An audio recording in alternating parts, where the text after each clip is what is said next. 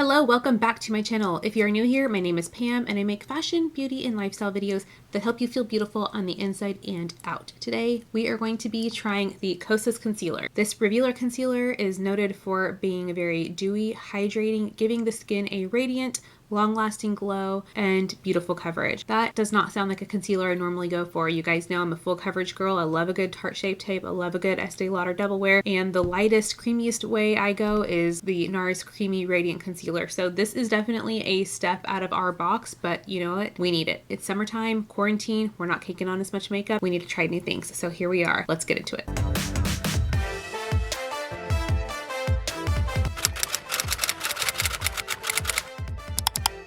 So to start off with the makeup, we have to clip the hair back. I am not one of those girls that can just do their makeup without like their hair clipped away. And I know that it looks so much better whenever it's just like hanging out in front of your face. But let me tell you guys, it does not work for me. All right, so now that we look absolutely crazy, we're gonna take a skin priming product and a sunblock. This is the La Roche-Posay Anthelios Clear Skin Dry Touch Sunscreen. And this is the Maybelline Master Prime Studio. I have been loving these two together. This on its own is pretty good. This on its own is very drying and mattifying. Something that I've been really focusing on is prepping the skin prior to going in with makeup. I think with all the downtime during quarantine, we have nothing but time to perfect our makeup. Just gonna warm this up in my fingertips and apply that. I also went ahead and did my brows off camera because we would be here forever if I didn't. And I used the Kiehl's Creamy Eye Treatment right here, the avocado one, and I prepped my skin with this as well and did my traditional soap brows. So I will link a video down below to how I do my soap brows if you have any questions on that, but I feel like it's, you know, it's pretty popular at this point. So for foundation today, we are going to go in with our Urban Decay Naked Skin, but before we do that, we are going to color correct. Color correction, we're going to use the LA Girl Pro Conceal in Orange. Just take a little bit of that and kind of pop that around the mouth. Really anywhere I feel that I have a little bit of a gray cast. So for me, it's around my mouth. Got this acne scar that I'm working on, and then just a little bit underneath the eyes. And you don't need a lot of this. It really shears out nicely. Now I'm going to take my BH brush and then just kind of push that all over. You guys, I went to Sephora. It was my birthday this weekend, and I kind of had the birthday blues, which I wasn't going to address, but I feel like people need to know. Sometimes you get sad on your birthday, and I don't know why. I'm so thankful to have another year, and I'm so thankful to just, you know, be healthy and thriving, and I know that that's not the case for so many people, so it quickly just was like, you know what, get over it. And I took myself to Sephora, and we bought a ton of new makeup, and there's so much I'm excited to try, but of course today we're going to be focusing on the Kosas concealer. All right, so for foundation, we're going to go in with the Urban Decay Stay Naked, and I reviewed this. I did a wear test about a year ago, and when I did that wear test, I didn't use primers, and I worked in surgery at the time, and so I wore a mask for the majority of my shift, and so you could really see that it oxidized and it moved around a lot, and it was still beautiful and glowy. It just really didn't stay in place. Now I kind of have a nice routine down with the primer mixed in with the sunscreen and everything, and I use the color 50 Warm Olive in case you were wondering, and then I'm going to go in with my favorite complexion brush from Eco Tools. This brush is $8, and oh my god, it is just so good. I am such a brush person when it comes to my foundation, and I don't use a lot of foundation, literally just like a tiny amount, and I'm just going to stamp that over. I start on the outer edges of my face, and then whatever residual product is left on the brush, I start to put down the center. I just love this foundation. It is so good. I feel like it's not talked about a lot, but it is so beautiful on the skin. There is really nothing like it. I'm taking it on top of my eyelids as well because I do have a little hyperpigmentation there, so I'm just stamping a little bit of makeup there. And I don't know if it's quarantine or the fact that we have to wear masks or wanting to branch out and try new makeup techniques, but I am a full coverage sister. Like, you know, I love a really flawless face, and I love that a face can take you from day to night, can weather the storm through your work day, through happy hour, through dinner, drinks, whatever it is that you're going to do. But lately I have been really into like a more sheer look, and you know, I think that because I don't have a lot of social commitments right now, I don't have to worry about taking that risk of having my foundation wear off or separate or do anything funky. So I thought, you know what, this is the perfect time to try more lightweight products. So today we are going to be doing a little first impressions with the Kosas concealer. This is called a Revealer concealer. It has arnica, which is really nice and calming for the under eye. It's like a warm little hug. It has peptides, which plump and give the skin a more robust look, and so that's really key for me with this under eye area because I do feel like it's a little sunken in, and it has caffeine, and caffeine wakes up the under eye. It gives the illusion of a brighter appearance and is commonly found in other concealers and under eye products. So I got the shade 06, and when I went to Sephora, because of quarantine and just because of the nature of the way things are right now, I was not able to swatch this on the back of my hand. So actually, when I started to see this float around on the internet as a really awesome concealer, I had never been in stores prior to quarantine to actually physically feel the concealer, swatch it on my hands, or anything like that. So I had to rely on the Sephora employee to swipe it on the back of her hand and just take her word for it. And when I swiped the color 7, that truly was the exact skin tone match for me. But I use concealers, especially under eye concealers, as a brightening mechanism. So I wanted to go a shade lighter. So I got 6. Her and I were discussing the shade range, and she was like, there really should be a 6.5 because you're like, if you want brighten, but you also want it to complement your skin tone, you're kind of right in between. And because I didn't want to buy 2 concealers, I just went with the 6. So here we are. And it has a beautiful, nice doe foot applicator. I really like this size of doe foot as opposed to the Tarte Shape Tape one. I think that one's a little bit too big sometimes. And what I'm going to do is highlight and conceal my under eyes like I normally would. So I actually go right where my eye divots. I'm just going to tap that on right there. The doe foot reminds me of the Fenty Pro Concealer. I'm probably saying that name wrong, but you know, the Fenty concealer that is also amazing. And I'm just tapping, and I'm going to take it to the inner corner right here. Conceal that large blue vein that everyone's got running through their under eye. And I'm going to take a little bit on the nose, a little bit on the cupid's bow, across the chin. And you guys, I can already tell I like it. I like the way it went on my skin. It feels like it pushes straight into my foundation and it feels good. So let's get this blended out. So to really test this concealer out, we're going to blend out one side with the duo fiber brush. This is my favorite stippling brush from e.l.f. I think it rivals a lot of more high-end brushes. And then I have my traditional original beauty blender. So let's do the stippling for this side right here. It's also had just a minute to dry, which I always think is my preferred method of concealer. Oh my god, that blends out beautifully. So this is a medium coverage, and it's supposed to just give you a really nice radiant look. I mean, that is so pretty and sculpted and lifted. It's beautiful in person. I hopefully like translates onto the camera that way, but oh my god. Yeah, that's very, very natural. It's really different from the Tarte Shape Tape. The Tarte Shape Tape, you gotta work fast. You gotta know what you're doing, and it definitely looks very made up. This is just like healthy, hydrated, beautiful skin. All right, let's do this side with the Beauty Blender. I don't really typically like blending out my concealer with the Beauty Blender. I'm a brush person, but we're just gonna see how this goes. Taking it down my laugh lines. That is so pretty. Do I think this is gonna like get you through a Texas pool party? No, because it's 108 degrees here, but it is beautiful. You know, when I'm looking at it, there's not that much of a difference in between the side that I blended out with a brush and then used a sponge on, but I'm liking what I see so far. I think the sponge side for the concealer looks a little bit more like skin, so we're gonna just tap over this area with the sponge to make a match. Blend the rest of that out. And although I was nervous about the 6 being way too bright and way too much of a contrast, it actually worked out really nicely. And if you're really excessive like me, you will probably go back to Sephora and get the 5 and then mix the 2 because you like a really bright look. But we'll keep things pretty natural and close to our skin tone today. I try so many different sponges that I kind of forget how much I just love the original Beauty Blender. I mean, that is like such a youthful, glowy, beautiful concealer. I want to see what happens if we spritz the face with a little setting spray and then go in and add another layer. I think it's really important that whenever you have a product, you can take it from a more natural look to a full coverage look. That way you don't feel like you have to have multiple concealers. And if you're anything like me, then there are going to be times where you need this to be a little more full coverage. So we're going to take the Milani Make It Last setting spray, which is one of my favorites. This has niacinamide in it, which is such a hero ingredient. I'm going to lightly spritz that, and as it's drying, I'm going to add in just a little bit more of our Kosas concealer. And I'm not taking it everywhere we put it initially, I'm just really focusing it right here where I have just that kind of sunken in under eye area. And I'm going to take my brush and then tap that out. And then if it still looks a little bit textured and a little bit cakey, I will take the sponge and pounce over that superficial layer. All right, let's take our Beauty Blender and then pounce.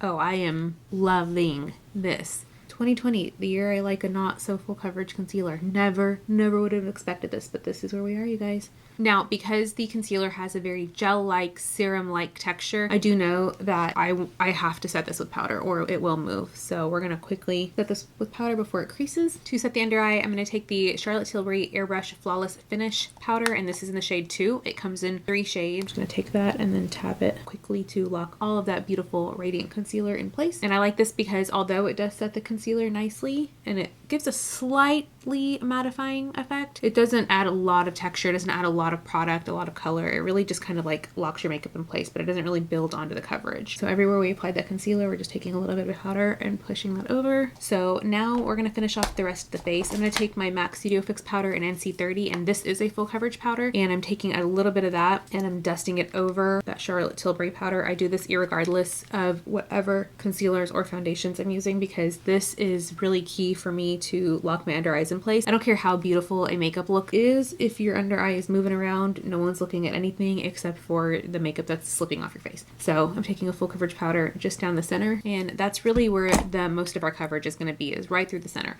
On the outer edges of the face, we are going to add some powder, and I'm trying to debate which one I want to use. All right, I'm pulling out an oldie but a goodie. It's the Physicians Formula Butter Bronzer, and in the spirit of lightening things up during quarantine, we are just going to go in with the bronzer on the outer edge of the face, which is not typical of how I do makeup, but I'm trying to not do the same look in every video, which is a heavy contour with Studio Fix powder. I'm just going to grab a little bit of this butter bronzer, and although this is listed as a bronzer, if you are my shade, which is like NC45 or darker, this really is not a bronzer for you. This is literally just a powder. So I'm just adding that to the outer edges, warm it up. It smells so good. And I know a lot of people say, oh, this is like one of the best drugstore products, but to me, if they came out with a bronzer that was a little bit darker than this, and then yeah, I would say that, but I do love the formula, but I can't say that I really recommend this to a lot of people that watch my videos because they don't make them darker. They need to. All right, for highlighter, we're gonna go in with the Wet n Wild blush lighters. This is a blush and highlighter combo. I'm just gonna grab my MAC 138 brush, and I'm gonna mix a little bit of these two together and then start to hit the high planes of my face. So what I can tell you now about the concealer is that even though I layered it with a setting powder, a foundation powder, setting spray, it's still very hydrated. I can still feel it like moving with my skin. It's not drying down. It's also not overly hydrated to where it's like moving everywhere. So I think it's like a good hybrid. And the only thing I can think of is that it feels very gel-like. Like, it's a weird word to use to describe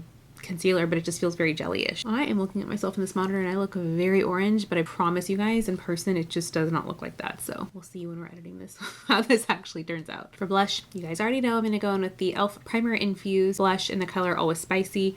Taking a tiny bit of that, and you just gotta go really careful with this because it is so pigmented and so saturated. It can really overtake your look. There's a couple times I've done my makeup with this and I've applied a generous amount because I'm just used to doing that with blushes, and then I'm like, oh, I shouldn't have gone so crazy with that. So for eye makeup today, we are experiencing a little bit of the creasing from that concealer on the top lid, which actually works in your favor sometimes because it is a stickier base that's gonna grab onto your eyeshadow. We're gonna go in with the Persona Identity 2 palette. I'm gonna grab a little bit of this color right here and pop it into the crease. Same fluffy brush, just gonna take that and then push it underneath the eye. I can tell you that I am seeing a little bit of creasing underneath the eye despite how many powders we did lock the concealer in with, and that says a lot. The hydration and the dewiness from the concealer is able to penetrate 2 to 3 layers of powder and a setting spray. So just keep that in mind. I'm pushing that concealer, or this eyeshadow, straight into that concealer to kind of break up those crease lines. Instead of the concealer like moving and creasing, it's just gonna grab onto your eyeshadow now and then hold that in place a little bit longer. All right, and for eyes, we are gonna go in with the Stila Twig liquid eyeshadow right here, and we're just gonna pop that on to the lid. Kind of forgot how amazing these are, and I think they came out with more recently. I need to go get some. You can get a little into the crease, and then with a Real Techniques brush, this is called the base eyeshadow brush, but I actually love it for products like this where I can just go straight onto the crease and then diffuse that edge to make it blend into the rest of the makeup look a little bit better. And then back in with our Persona palette, same brush, and taking a little bit of that Passionate color and then using that to blend out that crease. Adding a little more down here just to reinforce that color. All right, for mascara, we are going in with the Better Than Sex Too Faced mascara. And I'm debating, should we skip lashes today? I feel like part of the bronze, dewy, summery makeup look is not really lash heavy, but at the same time, I feel like I need them. So, you know, internal conflict here. We're gonna do the lips and then see if we still need lashes in the end, but I kind of just want to skip it because I love the freedom of blinking without having false lashes on. I forgot to highlight the inner corner of my eye, so we're gonna take the Wet n Wild blush lighters and grab a little bit of that gold right there, and then just kind of that right here. Trying to say pop less. I'm gonna pop this here, I'm gonna pop this there, like I'm just trying to say that word less. We're gonna strategically place this color right here. Something I will notice about this concealer, or that I will take note of, is that because it is a dewy hydrating formula, I didn't have to go as crazy with my highlighting product as I normally would. I love highlighters and I love to really like accent the tip of the nose and all that stuff, but I just feel like overall the skin looks so hydrated that I don't have to overcompensate. So for lips, let's go in with our Kylie Cosmetics Dulce de Leche lipstick right here. It's a beautiful coral color and it's kind of a creamier formula, which I think works well with this look. And I always do my lipstick first before liner. And I'm going to go into the KKW Nude 3 liner and give ourselves a lip line. We're going to go back over the lip one more time with another layer of the lipstick just to bring it all together, and then use our fingers to push those together. All right, let's give our face one final spritz with the Milani Make It Last. Also, I think that at this point I've decided not to add on false lashes. I think that I'm going to try to do more looks without false lashes because I think that those can be a little bit of a cosmetic crutch, and we want to find good mascara without needing false lashes.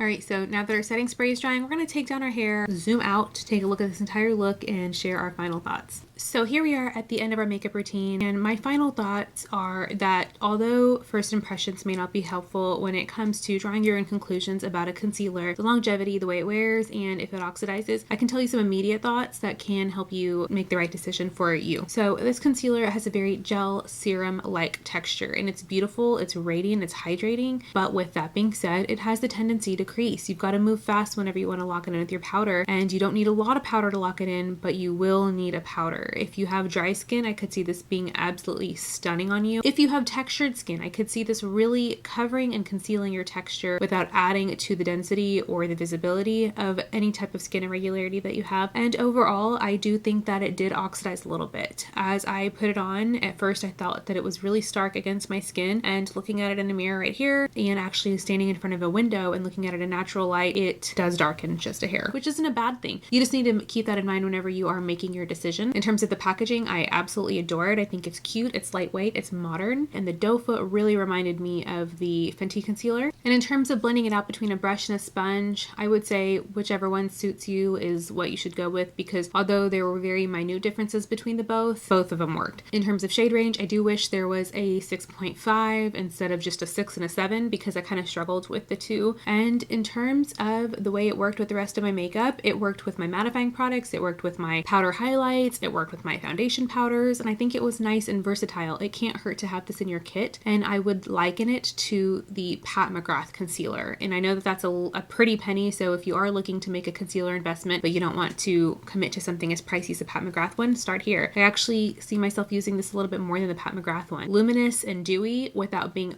overly glowy. You know, it's kind of like a daytime glow that's suitable for the workplace. Highly encourage trying it out. If you can go get a sample from Sephora, I would do so, or let the Sephora employee swipe it on the back of their hand. And with that being said, I'll catch up with you guys next time. Bye.